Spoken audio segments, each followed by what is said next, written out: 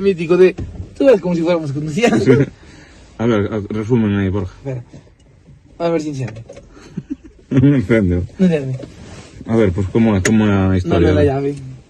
Exacto. Queridos followers de Ulises, porque yo no tengo eso. Esto es una versión Versión resumen. corresponsal del garaje de Uli, Sí, ahí está. porque no nos acompañó en este viaje, porque no era una Harley, No era una Harley. y el tío está totalmente en contra de las custom japonesas. En resumen, venimos a cargar una moto, ahí van, pero tenemos un problema.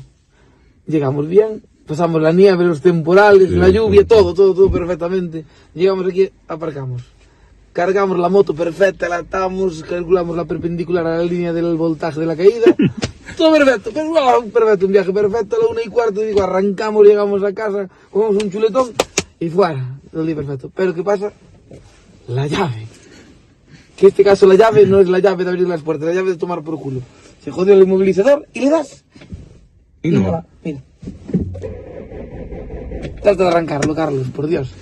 Trata de arrancarlo. Entonces ahora Borja molestó ahí a Cristo y su madre para ver si había alguien que nos pudiera ayudar. Y está viendo un fulano de León, bueno, aquí de León, que tenga un taller, después de molestar a, no sé, a otras Pero 15 personas por lo medio. Comimos, Me imagino. comimos unas... Que este chaval va a vivir a ver si nos botan a man con cosas de mecánico y de electricista. supongo. Entonces, como bien sabe Ulises, que es un tío sabio, solo hay tres formas de volver con Borja. Taxi, grúa, o taxi o grúa, hay dos. Joder. No hay tres. No hay tres.